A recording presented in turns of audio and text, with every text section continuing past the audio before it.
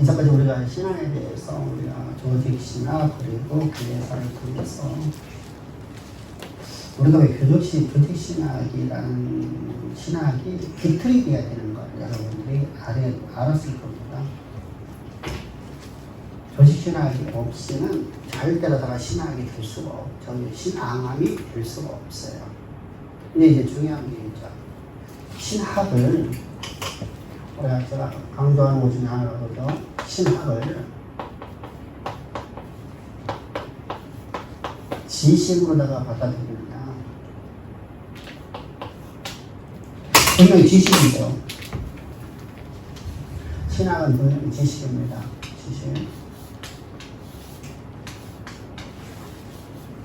근데 신학이 사랑이 없는 신학은 하나의 철학이 되어버려요. 그렇게 사랑이 없는, 여기서 말하는 거 우리가 그냥 일반적인 사랑이 아니라 어릴 때 사랑, 하나님을 사랑하는 마음이 없는 신학은, 근데 하나님을 사랑한다고 하면서 신학을 모른다고 하는 것은 거짓이 되어버려요. 그것도 거짓이 되어버려요. 그래서 신학과 지식, 신학이라는 지식은 사랑하고 항상 함께 나눠야 돼요. 그래서 우리가 인격적인 하나님을 믿는다고 하죠. 인격적인 하나님. 그러니까 우리가 지적으로, 그러면 신학을 우리가 배우면서 조직신학이라는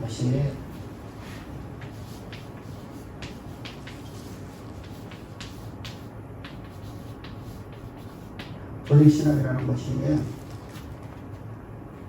단순하게 어떤 학문을 우리가 가르치는 것이 아니라 초대교회 이단 사설들이 만들었기 때문에 이런 신학이 자요.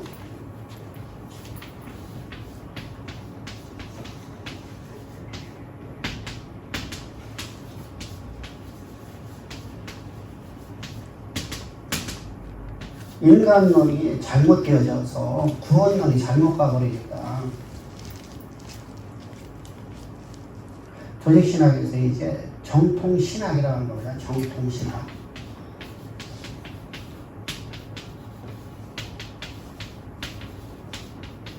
정통신학에서 인간론이 뭐냐, 구원론이 뭐냐라는 것을 정통신학으로 만들어내는 것이 바로 조직신학이에요. 한마디로 교리사죠, 교리사. 근데 우리가 그래서 조직신학이라고 하면 우리가 교회에서 배우면 안 되는 것, 목회자의 정의물이고, 또 목회자들도 사실 조직신학을 공부를 안 해요. 어렵다. 그러면 인간론을 우리가 알았다 합시다. 인간이라는 존재를 우리가 알았는데 구원론을 모르면 아무 의미가 없죠. 그럼 구원론을 알으려고 하면 구원론을 알으려고 하면 뭐가 반드시 들어가죠? 기독론이 있어요. 기독론.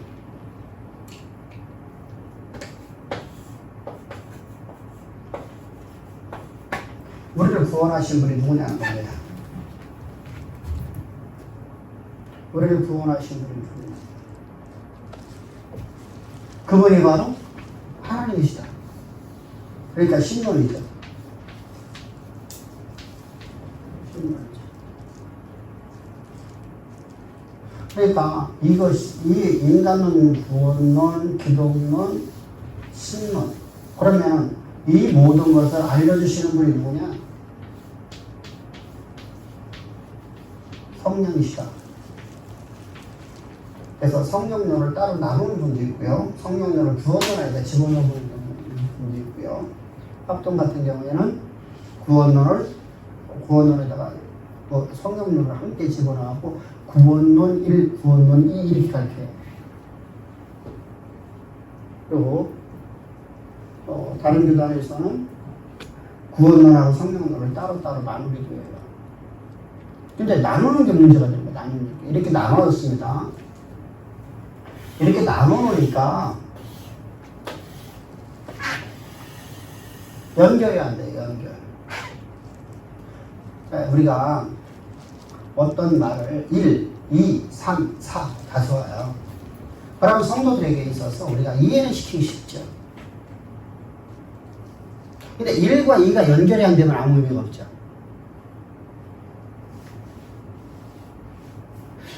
설교는 하나의 주제를 갖고 말을 해나가는 건데, 말을 해서 이렇게 연결해 나가는 거거든요. 연결해서 성도들에게 하나님이 어떤 분인가를 우리가 알려주시는 분이거든요.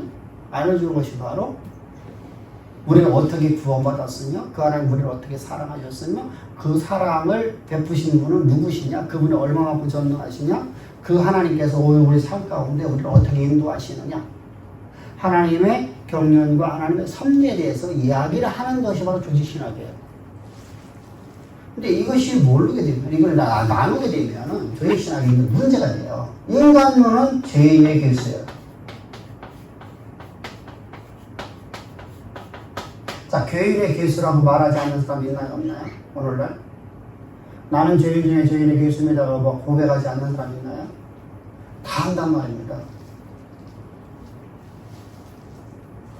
대한민국에 있는 어떤 교단에 있던 어떤 이단 사설에 있던 전부 다 얘기를 해요. 우리는 죄인 중에 죄인의 괴수였습니다. 근데 인간론에서 구원론으로다가 연결이 안 돼버리면은 구원론과 관계가 없으니까 항상 죄인으로 살아가요. 항상.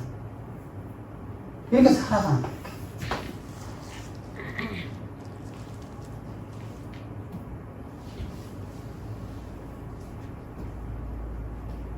그러면은 항상 이렇게 살아간다면 구원론이 없어져 버리거든요. 그죠?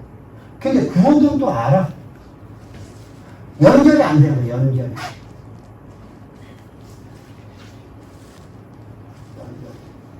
근데 우리나라 사람들이 갖고 있는 건 상명학이기 때문에 1, 2, 3, 4 대 나눠서 1, 2, 3, 4 결론 땅 때려주는 걸 좋아하거든요. 근데 그건 별로 안 좋아, 사실. 왜냐하면 생각을 안 해. 묵상을 안 해.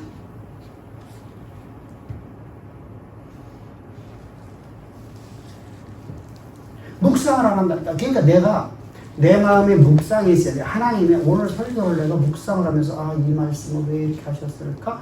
라고 내가 묵상을 해야 되는데 묵상을 안 하고 단답형으로 다 답을 줘버려. 답을 줘버리니까 자, 모르듯이 1, 2, 3, 4를 다 연결해갖고 하나의 스토리를 만들었어요. 하나의 스토리를 만들어서 던져주게 되면 사람이 그걸 다 들을 수가 없어요. 1, 2, 3, 4 하면 주유지만, 대지만, 소지만, 소재, 그거만 딱 외워버려요. 이게 참 사람이 참 묘한 거거든요. 그러면 생각을 안 해. 우리 학교에서 똑같죠. 선생님들이 1, 2, 3, 4 해갖고 답을 딱딱 가르쳐줬어요. 그러면 얘들이요, 답만 외워버리지 절대로 다 이걸 어떻게 생각을 안 한다니까. 근데 우리는 그렇게 공부해왔기 때문에 우리는 그것이 익숙해 있어요. 그래서 그러는 것은 잘못된 거예요. 사실은요, 항상 인간론부터 의해서 성령론까지 종말론을 빼버리는 겁니다. 그럼 여기서 안 나온 게 뭐가 있죠? 교회론이 하나 나왔어요. 교회론.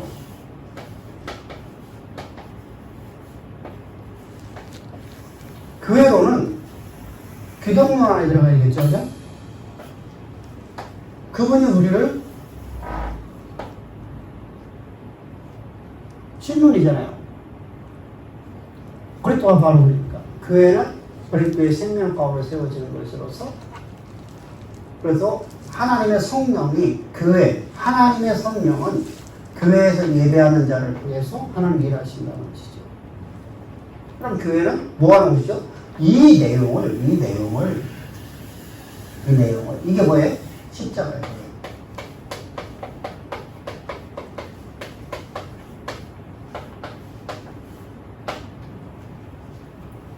죄의 신앙이 십자가에 더해요.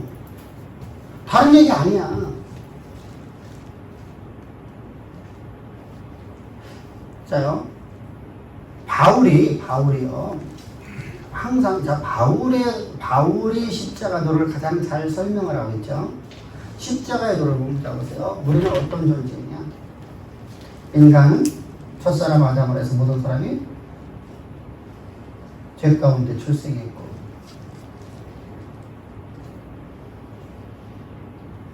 죄인 중에 죄인의 괴수로 하나님 영광이 되지 못하는 인생이었던 우리를 하나님이 우리를 사랑하셔서 독생자를 같이 들어오네. 그죠? 하나님이 우리를 사랑해서 독생자를 우리에게 보내주셨는데요. 그분이 우리를 구원하셨는데 어떻게 구원하시냐? 십자가의 도로서 우리를 구원하셨다. 근데 그분은 누구냐? 이분은 누구냐? 그분은 바로 창조주시다. 그러면 양자가 만물을 창조하신 거네요. 그죠? 양자가. 그러니까 성부와 성자가 일위격과 이익격이 만물을 창조하셨잖아요. 창조하셨는데 동일하신 분이란 말이죠. 창조주가 둘이 될 수는 없잖아요. 우리가 동일하신 분이야. 동일하신 분인데 우리가 하나님의 분리가 되어지는 1위와 2위가 분리되어지는 것은 하나님께서 우리를 향한 계획을 하셨고 성자이신 성자 2위이신 성자께서는 그 일을 역사 가운데 이루시는 분이라는 것이죠. 근데 그걸 완전히 그것을 알게 하시고 그런 인생으로 살아가도록 믿음을 주신 분이 누구예요? 성령이시죠. 그러니까 더 보세요. 하나의 그냥 스토리로 가고 있단 말이야. 스토리로다가 이걸 따로따로 나눠놓으면 무조건 이단 사설로 갈 수밖에 없어요. 뭐로 가느냐? 다 철학으로 가버려. 철학으로. 그러니까 신학을 갖다가 내 마음대로다가 내가 바꿔버려요. 실제로 이러거든요. 옛날에 제가 이제 석사 할 적에 그때 아주 유명한 우리나라에서 유명한 죄의신학자가 예수는 창녀 마리아의 남편이다 이렇게 논문을 썼어요. 그래서 그거 갖고 이제 막 공격이 들어가잖아요. 그죠? 공격했어요. 공격하니까 나는 예수님이 바로 창조주 하나님이시고 나는 믿는다. 그런데 나는 학문하는 것뿐이다. 학문은 이럴 가능성도 있다라는 학문하는 것뿐이다. 자, 참 묘한 말이죠. 그러면은 그 말하다가 중간에 없어져 버려요. 그게 사실인 줄 알고 그 사람이 예수를 믿는 사람인가요? 우리가 함부로만 할 수 있나요?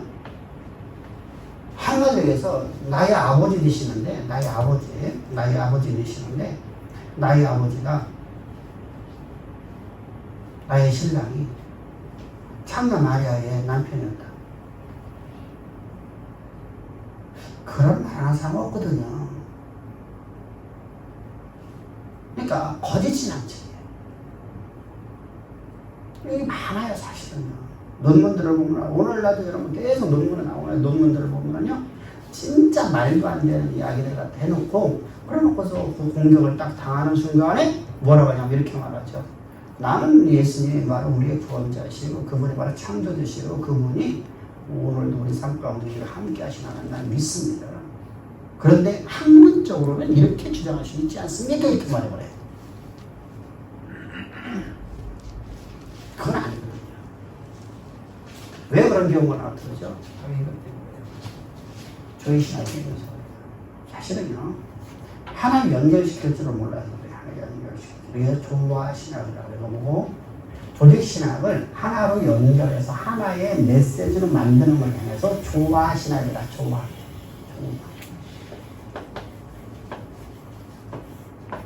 신학이다 이렇게 말합니다. 조화 신학. 그러면 이제 우리가 왜 모든 이단 사설은 뭐부터 시작되겠어요, 여러분요? 모든 이단 사설은 뭐부터 시작되겠어요? 여기부터 시작되겠나요? 여기서부터?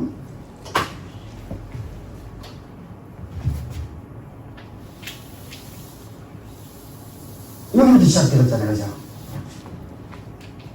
인간론과 구원론에서 시작되고요. 자, 초대교회 영지주의는 영지주의자가 있습니다.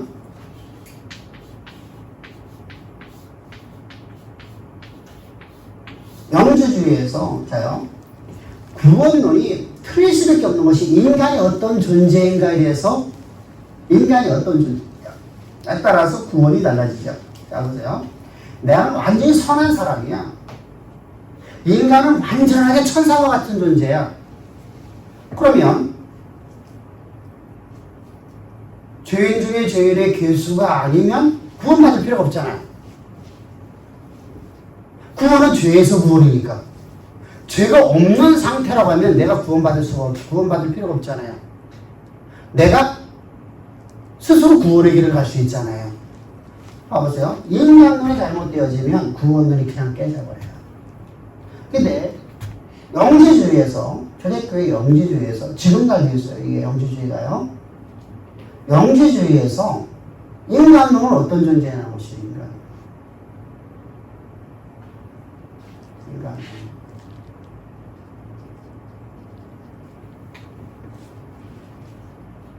영지주의 인간론을 우리가 배웠잖아요. 어떤 존재죠? 응?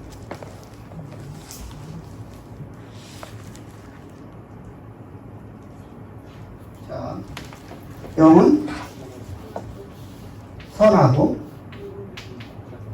육은 악하다는 이원론 사상을 갖고 항상 영지주의는 무조건 간에 구원론도 이원론, 인간론도 이원론을 가요. 이원론으로 갑니다. 이원론으로 가요. 이원론으로 가니까 이게 플라톤의 이원론인데 플라톤은 이렇게 생각을 했어요. 예수님보다 몇 년 전 사람이 약 400 몇 년 전 사람이에요. 예수님보다. 그러니까 예수님이 이 땅에 오시기 전에 400년 전, BC 400년 전, BC 5세기에 있었던 사람입니다. 그 사람은 여러분 이렇게 생각을 했어요. 그리스의 철학자죠. 사람이라는 존재가 누구냐, 어떤 존재냐라는 것 같고 여러분들 철학자들은 내가 인간은 누구냐에 따라서 계속 고민을 해요. 두 번째 고민하는 게 뭐냐면 인간 삶 속에서의 고난과 역경이에요. 이것 때문에 고민을 하거든요. 이 고민을 하는 도중에 그가 원래 철학자로다가 그의 스승이 바로 우리가 잘 아는 소크라테스죠. 그래서 소크라테스의 제자인데 그가 이제 인간을 어떻게 보기 시작하냐면요. 그의 스승에 대해 반발하기 시작하는 거예요. 내가 스승한테 배웠는데 나는 스승 생각한 거에 이거는 달라. 그래서 반발한 게 이제 그림자론이에요. 그림자론이라는 것은 우리는 이 땅에서 살아가고 있는 모든 우리가 보고 있는 우리가 실체로 만져지고 느껴지고 하는 모든 실체들, 사람과 모든 나무와 돌과 그리고 생명 모든 짐승들까지조차도 여기는 실체가 아니다. 실체라고 하면 왜 여기서 죽을 필요가 없지 않느냐. 실체라는 존재는 저 미대의 세상이라는 알지 못하는 신비한 세계 속에 있다. 그리고 그 신비한 세계에 있는 것이 이 땅에서 우리가 실존하고 있는 것이다. 라고 그림자론을 얘기해요. 그래서 여러분들이 영지주의, 저기 플라톤 배울 적에 그림자론에서 동굴을 그림을 갖고 배웠을 거예요. 동굴을 이렇게 쭉 그려놓죠. 사람이 하나 서 있습니다. 햇빛이 딱 들어오면 어떻게 되죠? 그림이 이렇게 해서 여기에 비춰지죠. 여기 있는 것은 실체가 아니잖아요. 그죠? 그림자일 뿐이잖아요. 우리는 이곳에 살고 있다. 실체다. 실체는 어디 있냐? 이데아라는 생이라고 하는 사상을 만들어내요. 이 플라톤의 이원론 사상이 이제 기독교 안에 들어왔고 기독교 안에서 자리를 잡아버려요. 자리를 잡으면서 그러면 육이라는 존재는 여기 있는 육이라는 존재는 실체가 아닌데 이 육이라는 존재는 구원을 가는 거예요? 이 땅에서 소멸되는 거예요? 소멸되어 버리죠. 그러니까 육이라는 존재는 거룩하지 못하다. 플라톤의 생각이었고요. 이 제자들이 이제 신앙으로 들어와서 우리가 아무리 육으로다가 하나님의 법을 내가 읽으려고 하더라도 우리 육은 계속 범죄하는 내 모습을 본다. 난 하나님이 원하는 삶을 살아갈 수 없더라. 내 마음으로는 하나님이 원하는 삶을 살기를 원하는데 내 겉사람은 절대로 하나님이 원하는 대로 살아가지를 못하더라라고 하는 것이 이제 그들에게 주어지는 명제가 되어버려요. 이 명제 안에서 그러면 뭐가 나오죠? 육으로 나는 구원받는 게 아니라구나. 그럼 구원은 오직 영혼 구원만이라구나. 그럼 영은 선하게 태어났고 육은 악하게 태어났다. 근데 중요하죠. 자, 인간의 영이 선하게 태어났고 육은 악하게 태어났는데 육은 구원받는 게 아니라 영만 구원받아요. 그러면 인간이라는 존재가 죄인 중에 죄인이 계시라는 거예요? 선하게 태어났다는 거예요?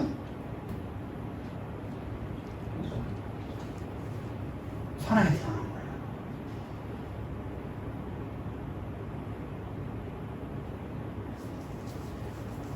이렇게 인간을 있는 거예요. 그러면 우리가 구원을 예수님이 우리를 위해서 십자가에서 피 뿌려 죽으신 적에 우리를 당신 육체 가운데 집어넣기 위해서 주님이 십자가에서 세례요한에게 안수를 받으시고 십자가 못 박에 죽으시고 장사되신 바였다가 사흘 만에 부활하신 이유가 있을까요? 없을까요? 없어요. 그러니까 걔네들은요 뭐하죠? 영지 뭐야? 내가 이 신비한 것을 아는 지식을 가진 사람만 구원받는다 이렇게 생각을 하는 거예요. 그러면 예수가 있어요 없어요? 예수가 있어요. 필요해요 안 필요해요? 예수가 필요 없어요. 그럼 예수님 십자가 못 박에 죽으신 것이 필요해요 안 필요해요? 필요 없어요.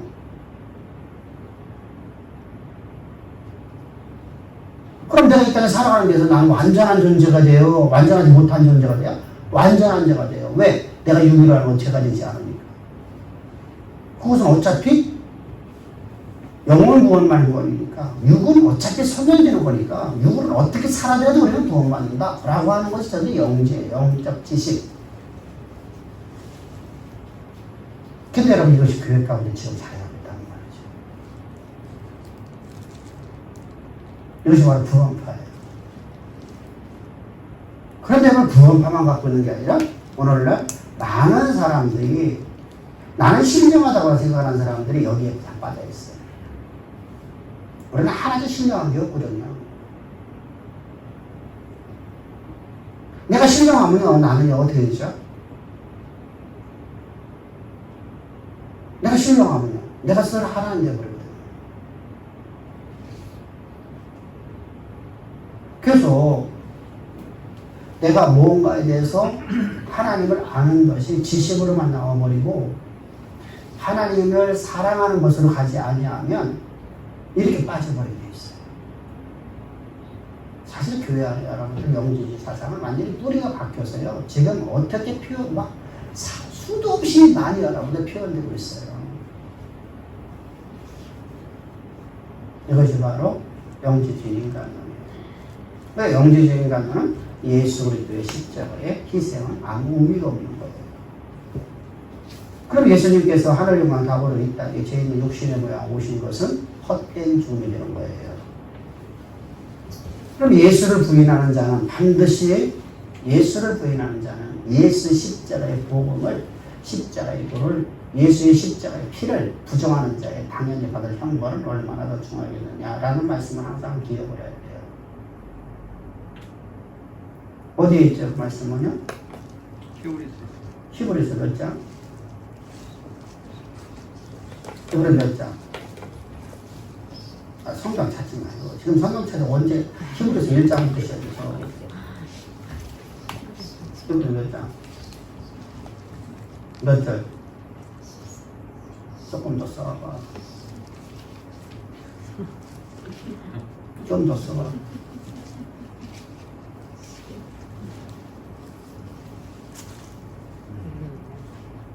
따블을 딱 써. 13절에서 따블.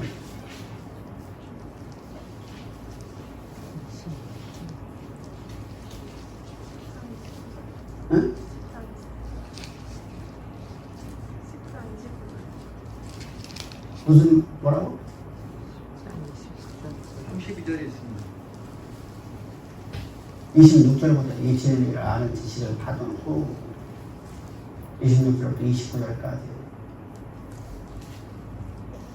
시작. 어디에 찾고 있어 지금? 히브리서 9장 26절부터 29절까지.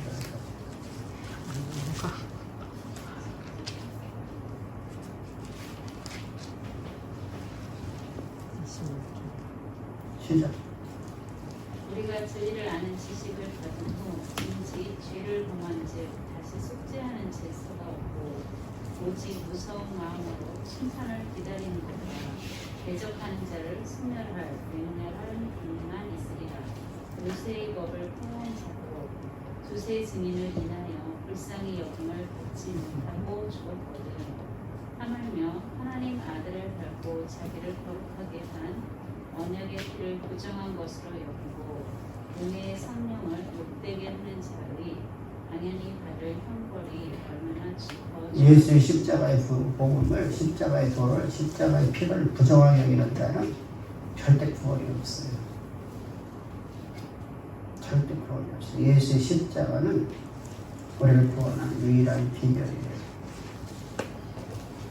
그래서 우리 예수 그리스도의 십자가의 복음 안에서 항상 봐야 됩니다. 자, 영재주의는 바로 이 인간으로 가고 있어요. 그러면 영재주의 말고 이제 말시온주의자가 있었어요. 말시온은 어떻게 생각했죠? 응? 말시온은 인간론을 인간은 영혼과 육체가 원래부터가 뭐다? 원래부터 악하다.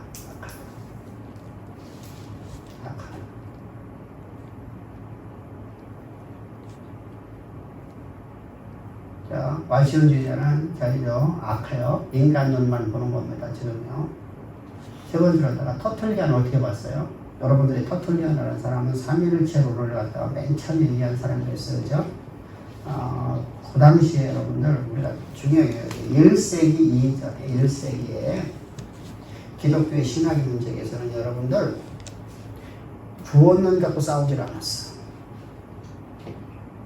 뭐 갖고 싸웠어요? 신론을 갖고 싸웠어. 구원론에 대해서는 이해를 못해갖고 구원론에 대해서 말을 못했어요. 신학者. 그래서 신론 갖고 싸웠어요. 그래서 터툴리안은 근데 터툴리안이요 인간론을 얘기할 적에 어떻게 한다고요? 영혼 유전설을 얘기해요. 영혼 유전설. 부모로부터 유전된다. 첫사람 아담을 해서 난 모든 사람이 다 죄인이다 이렇게 말하니까 아하 부모로부터 죄가 유전된다 라고 생각했어요. 그럼 문제점이 있죠.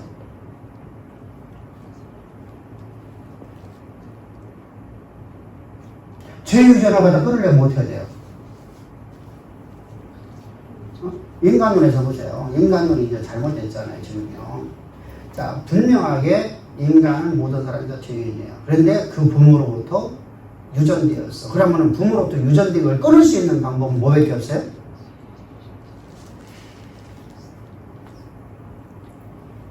터툴리안 시대 때는 구원론 갖고 싸우질 않았다니까.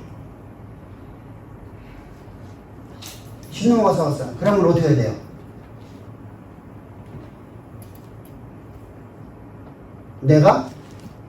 내 자녀가 이게 묘한 논쟁이 나오는 거예요. 내 자녀가 죄를 유전받지 않으려면 내가 결혼하지 않으면 되겠네. 그죠? 말이 안 되는 말이 나오죠, 이제요. 근데 이게 먹혔어, 당시에. 자, 내가 결혼하지 않으면 내가 아이를 낳을 수가 없잖아. 근데 내 자녀가 죄를 유전받지 않기 위해서 내가 결혼하지 않는 거야. 이렇게 주장을 해요. 근데 그게 먹혀. 그게 금욕주의, 철저히 금욕주의라는 거죠. 금욕주의. 그럼 펠라기우스라는 아주 이제 여기서 되게 중요한 것이 이 금욕주의자들은요 사실은 오늘날 거의 없어요. 터툴리안의 금욕주의를 말하는 건 없어요. 뭐 금욕주의자는 있는데, 근데 영지주의 금욕주의자는 있어요. 근데 터툴리안의 금욕주의자는 없어요. 근데 문제는 펠라기우스상이에요. 펠라기우스는 인간을 어떻게 봤냐면요, 중립 상태에서 만들었다고 해요. 하나님이 인간을 창조했는데 어떻게 만들었다? 중립 상태로 만들었다. 자, 중립이라는 것을 봅시다. 중립. 선도 아니고 악도 아니고 중립 상태야. 이렇게 만들어놨어. 그러면 여기 중요한 게 나오죠? 내가 선을 택할 수도 있고 중립 상태로 만들어서 선을 택할 수도 있고 악을 택할 수도 있고. 이걸 이렇게 어렵게 써놓은 거야 사실은. 이 얘기거든요. 여러분들이 저기 교리사를 갖다 읽을 적에 책을 보면 막 진짜 말도 막 이게 무슨 말인가 하는데 다시 이 얘기예요. 가장 쉽거든요. 중립 상태라는 걸 만드셨다. 그러니까 중립 상태를 만들었으니까 내가 선을 택할 수도 있고 악을 택할 수도 있다.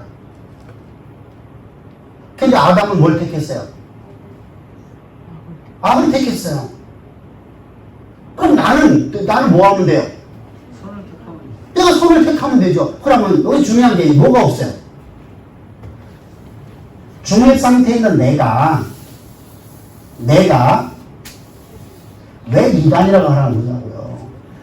중립 상태에 있는 내가 선을 택해. 그럼 구원이야? 악을 택해. 그러면 저주야. 그죠?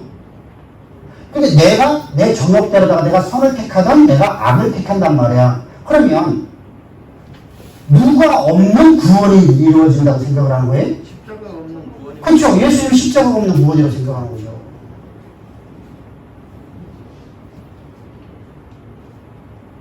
이게 바로 펠라기우스예요.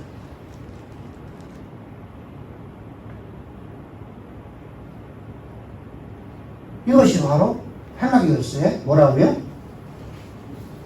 저기 아담은 중립 상태에서 무죄로 태어났어요. 그러면 자유의지를 가졌다. 그럼 내가 자유의지를 가졌네. 내가 택할 수 있는 자유의지가 누가 있는 거야? 내게 있는 거예요. 자유의지.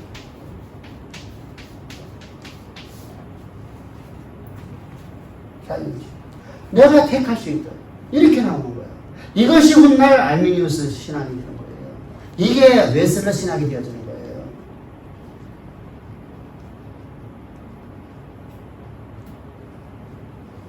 진짜 무서웠죠. 자, 그러면은 원죄나 죄책은 유전돼요? 안 돼요? 안 되네요. 그죠? 내가 선택하는 거니까. 원죄는 없잖아. 원죄 자체가 없잖아. 내가 무죄한 상태로 태어나서 중립 상태로 태어났으니까 내가 선을 택할 수도 있고 악을 택하기도, 내가 정욕을 따라 악을 택하기도 하고 하나님의 법을 따라서 내가 선을 택할 수 있는 것이 내게 있는 것이니까 나는 원죄가 존재하지 않아요. 그래서 원죄 부인하는 거예요. 원죄를요. 그리고 또 신성아를 타락하기 전에는 신성아, 그러니까 갓난아이가 딱 태어났어. 그러면 어떤 상태가 돼요? 아담 같은 모습이네요. 아담이 타락하기 이전에 아담 같은 모습이 되어지네요. 그러니까 그 아이가 자라가면서 이제 악을 택하면 지옥 가고 선을 택하면 하나님을 선택하면 하나님의 백성이 되어지고 이렇게 가는 거예요. 그럼 예수가 없는 구원이 있죠. 그럼 예수 없는 구원은 거짓이잖아요.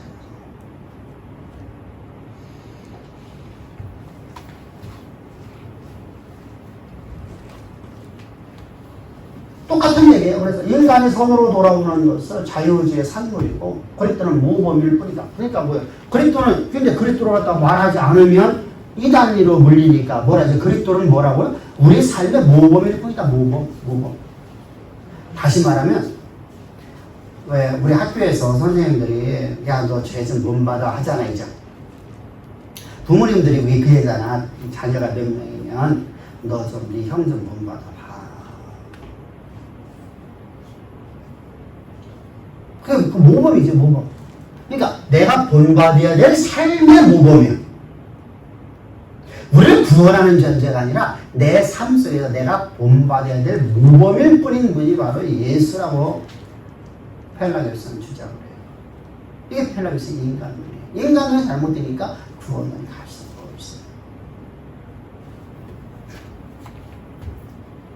자, 그러면 알미니안주의 인간론은 어떠죠?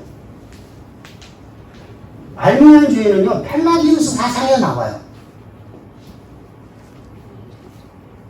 펠라기우스 사상에 나오는데, 펠라기우스 사상을 갖고 가면 이거 이단으로 몰리지요. 칼케톤에서 완전하게, 칼케톤 종교에 의해서 이단으로다가 완전하게 몰렸어요. 펠라기우스가 이제 추방을 당합니다. 교회 안에서. 그러니까, 훗날 1600년대, 1500년 후반입니다. 후반부에. 알미니우스가 이 펠라기우스 사상을 갖고 들어와요. 사실 알미니우스는 누구의 제자죠? 칼빈의 제자예요. 칼빈. 근데 칼빈의 제자인데 칼빈의 신학 사상을 따르는 사람들이 칼빈주의의 잘못된 오류를 만들어내요.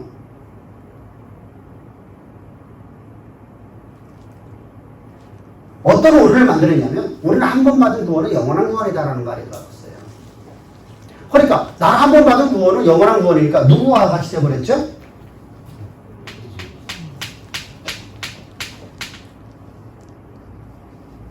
그러면은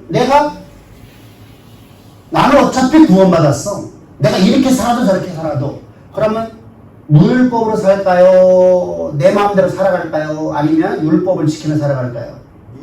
무율법으로 가겠죠.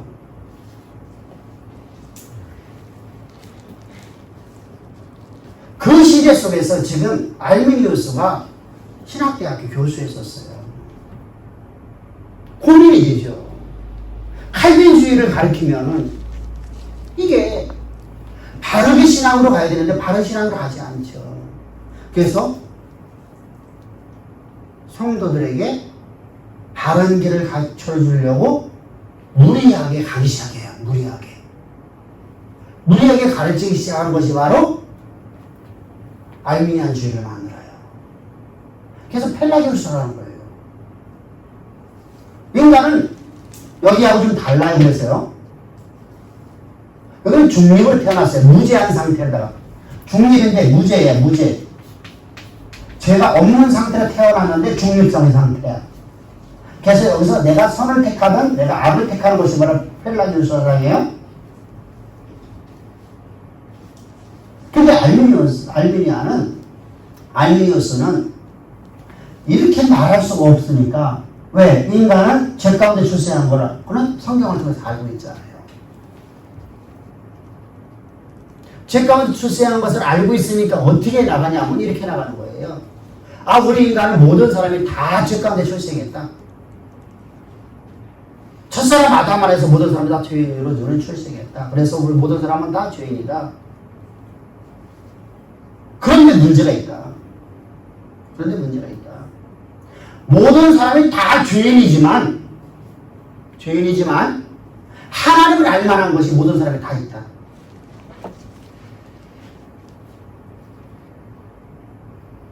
그것이 바로 로마서 1장 19절 말씀을 인용하고 들어가요. 한번 읽어봅시다. 알미니우스가 인용하는 거예요.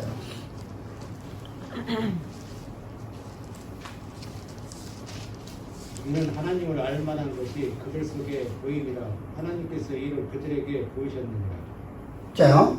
하나님을 알 만한 것이 모든 사람에게 다 있다 이렇게 시작을 해요. 근데 거기서 말하고 있는 그 본문에서 말하고 있는 것은 지금 모든 사람을 얘기하는 거예요. 율법주의를 얘기하는 거예요. 유대주의자들이죠. 예수를 믿는다고 하면서 유대주의에 빠져있는 사람들에게 얘기하는 거죠. 교회를 다니면서 나는 신앙생활 한다고 하면서 나는 죄인 중에 죄인에게 예수라고 하면서 율법의 행위로서 구원을 받아야 된다고 말하는 사람들에게 하는 말이거든요. 이걸 오해를 한 거예요. 그러니까 문맥을 안 보고 단어 하나를 갖고 들어왔어요. 한 문장만 갖고 들어왔어요. 사실은 요 1장 18절부터 시작해서 1장 18절부터 시작해서 3장 25절까지 한 문맥이거든요. 근데 그걸 갖다가 한 단어만 갖고 들어오니까, 자 보세요. 제가 연집사를 내가 연집사 진짜 내가 사랑해 라고 했어. 근데 앞뒤 문맥 다 잘라버리고서 사랑 얘기하면 나는 뭐가 돼요? 성범죄자가 됐어요. 그죠? 그죠?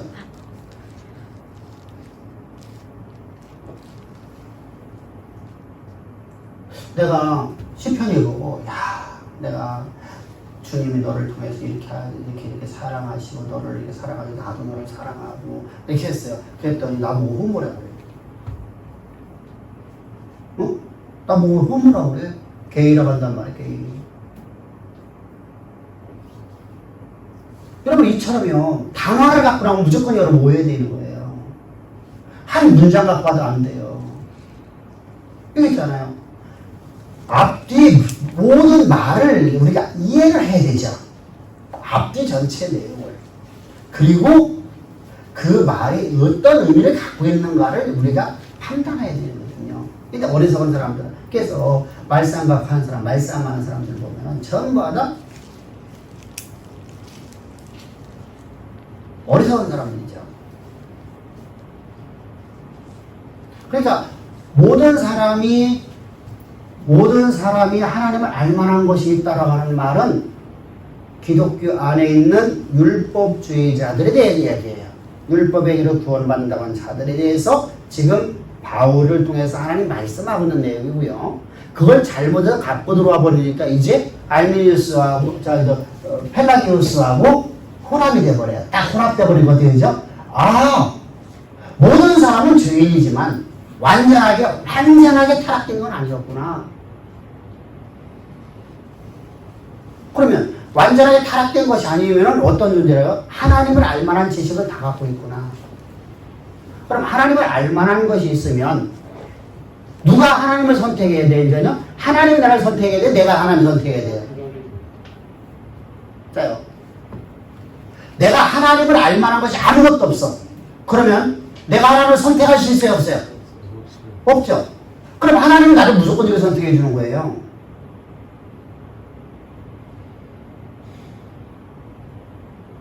자, 이스라엘 백성들이요. 애굽에서 노예 생활하고 있어요. 430년 동안 그들은요, 애굽에서 살았어요. 애굽의 문화 속에 살았고요. 다신론 속에 살았고요. 범신론 속에 살았어요.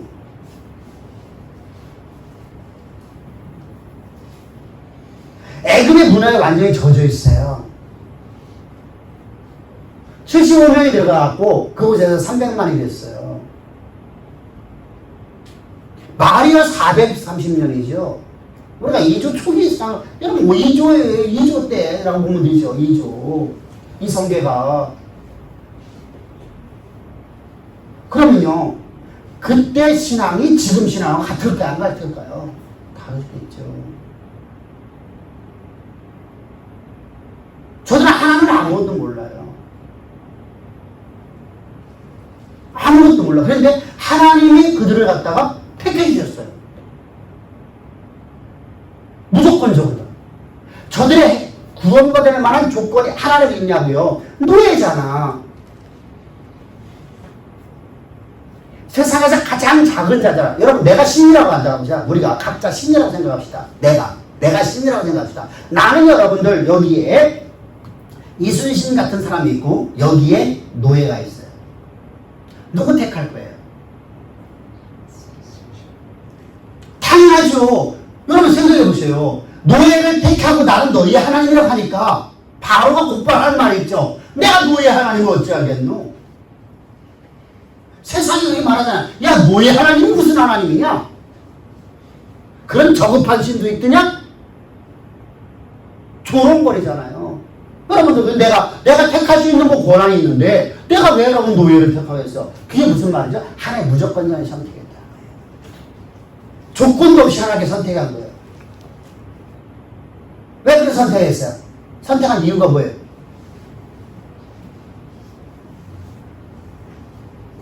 뭐예요? 하나님 선택한 이유가 뭐예요? 그들을 선택을 하고 유월절 어린 양이 필요해서 그들을 구하는 이유가 뭐예요? 첫 번째,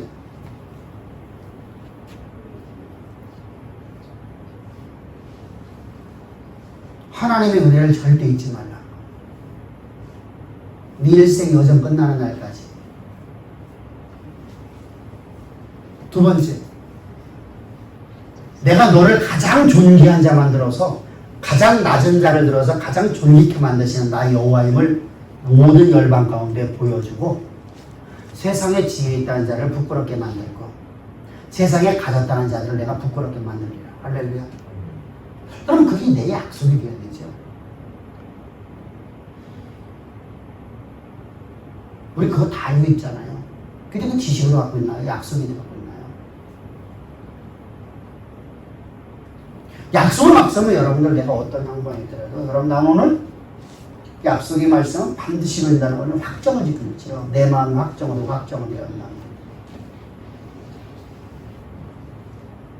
여러분 하나님 말씀은 지식으로 갖고 있는 게 아니라 약속으로 갖고 있어야 돼. 다시 말하면 하나님과 내가 인격적인 관계를 갖고 있어야 된다는 거예요.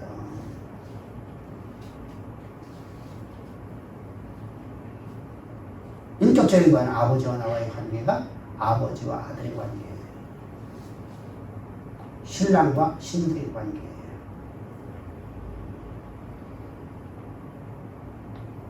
종과 노예, 주인의 관계가 아니란 말이죠.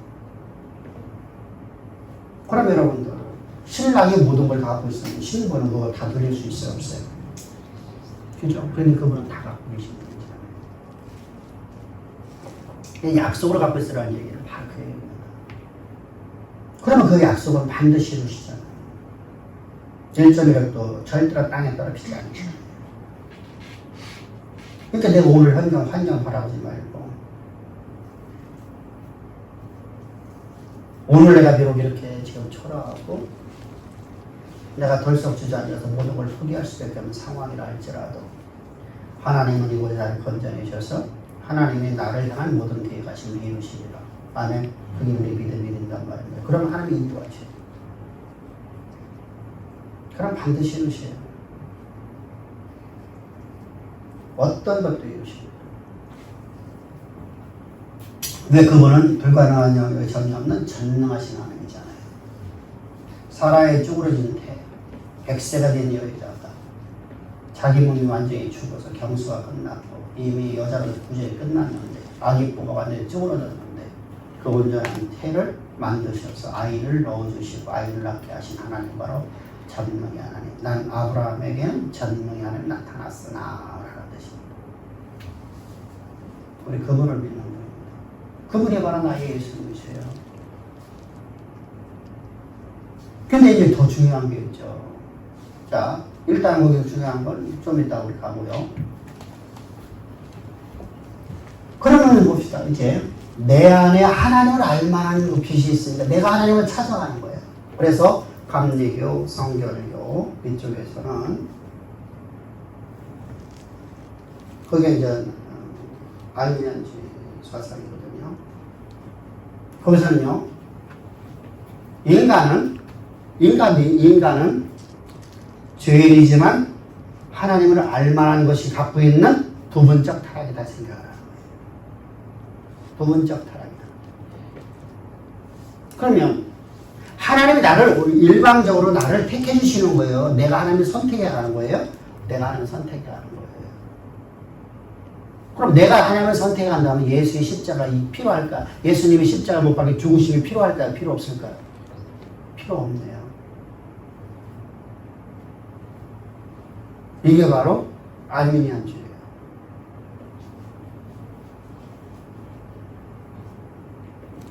근데 알미니안주의는 문제가 돼요. 이렇게 이것이 1619년에 토론토에 의해서 이제 이단으로 몰려서 이제 교회에서 추방을 당합니다. 추방을 당하니까 다시 칼빈주의가 이제 교회 가운데 이제 가득 차겠죠. 이것도 이제 우리가 말하는 청교도인들이에요. 근데 문제가 되기 시작해요. 청교도인들이 앞에서 말했듯이 신앙을 구원을 잘못 이해해요. 그것 좀 이따 말씀드릴게요. 왜 어떻게 잘못 이해했냐가 잘못 이해해요. 잘못 이해하니까 저들은 하나님과 나와 관계만 좋으면 된다 하고 사람과의 관계를 너무 무시해버려요. 그럼 나는 영적인 교만이 되어버리는 거예요. 하나님은 우리에게 율법을 주실 적에 뭐라고 했어요? 율법의 강령은 뭐라고 했어요? 율법의 강령은 예수님께 뭐라고 했어요? 하나님을 사랑하는 율법의 대의가 뭐예요?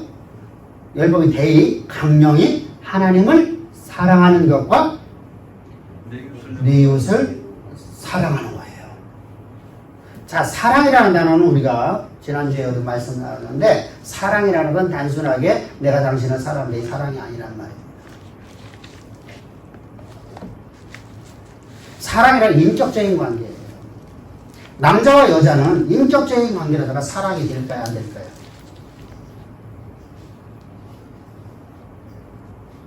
사랑은요 언제든지, 그러니까 우리가 성경 말씀 외우려고 하지 말고 성경에서 말씀하신 의도를 알아란 말이에요.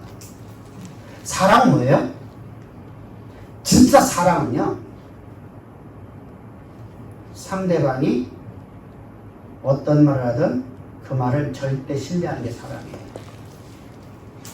근데 사람과 사람의 관계에서 남자와 여자가 결혼했다 해서 부부가 됐어도 절대 신뢰가 돼야 안 돼요. 안 돼요. 그래서 인간의 사랑을 말하는 게 아니에요. 하나님과 나와의 사랑을 얘기하는 거예요.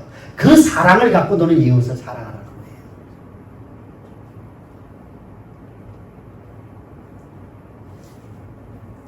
그러면요 내가 하나님을 대하듯 이웃을 대하는 것이 되네요. 그죠? 내가 윤집사를 내가 만날 적에 내가 하나님을 대하듯 만나는 거예요. 그러면 윤집사가 좀 실수했더라도 그거 갖고 책망과 막 그것 때문에 막 또 좋은 일 했다고 해서 막 조금 전에 막 이렇게 세우고 막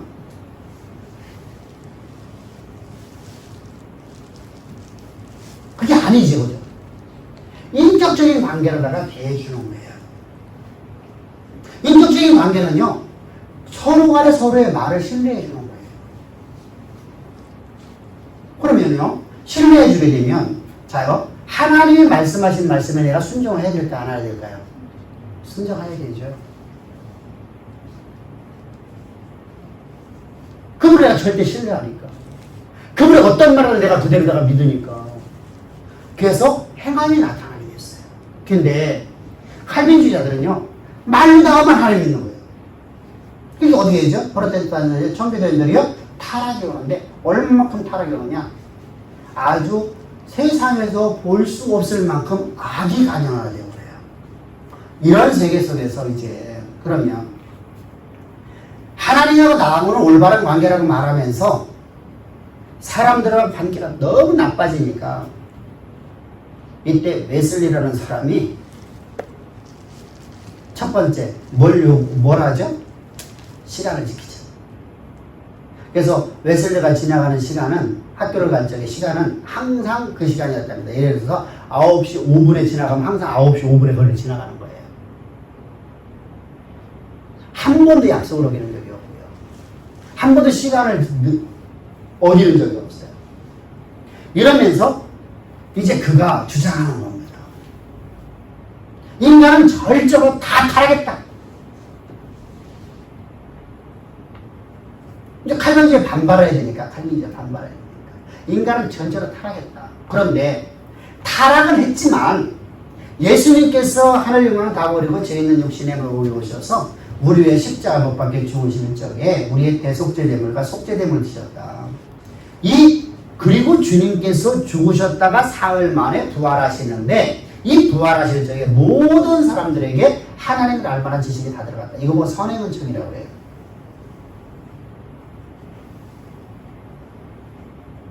그럼 이제 문제가 되죠.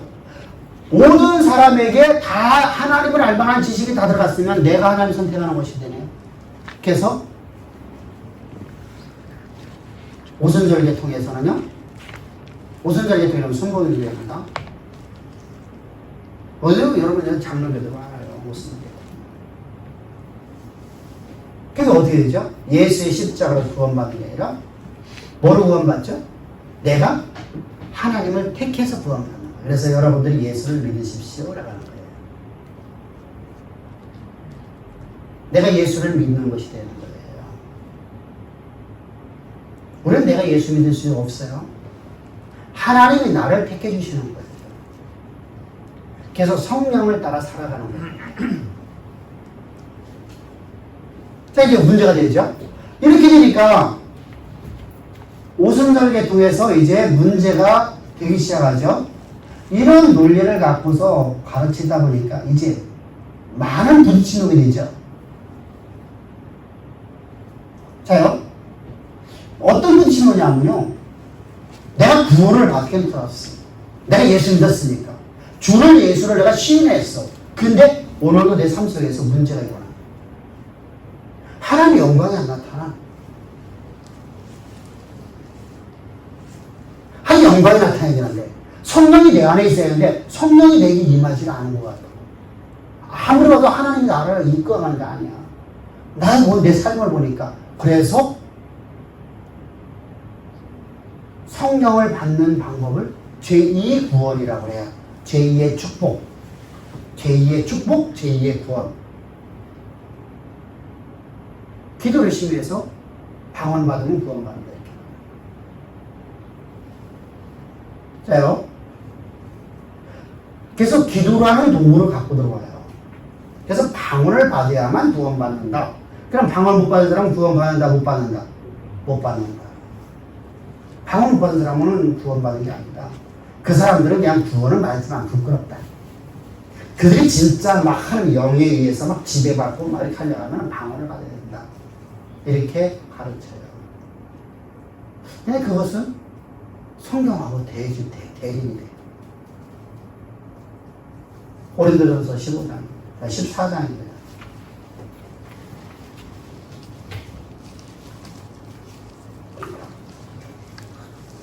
고린도전서 14장.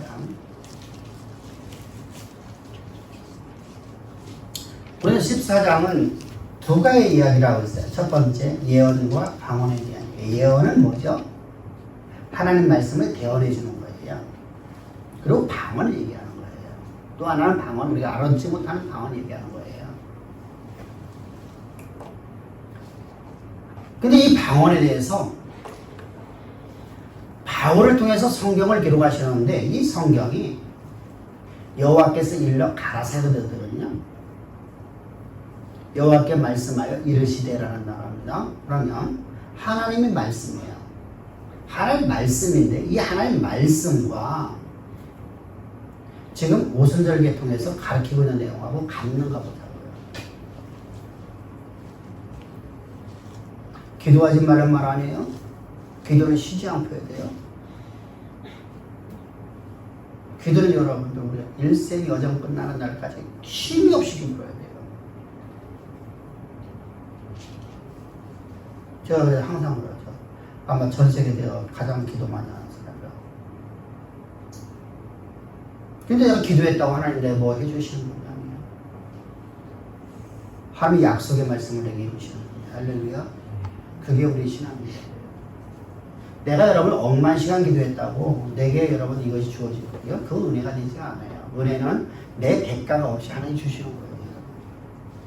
내가 기도해서는 하나님 해주는 게 아니라 여러분들 생각해 보세요. 병든 자가 기도했다가 나서는 여러분들 나갔다가 막 내가 40일 금식했어. 내가 30일 금식했어. 내가 뭐 며칠 동안 작정 기도했어. 그래서 그렇게 해서 치유받는 거 다른 사람은 왜 안 돼요? 다른 사람이 안 되냐? 그럼 그 사람이 다음 사건에서 다음 문제에서 왜 해결이 안 돼요? 항상 이해가 안 되지.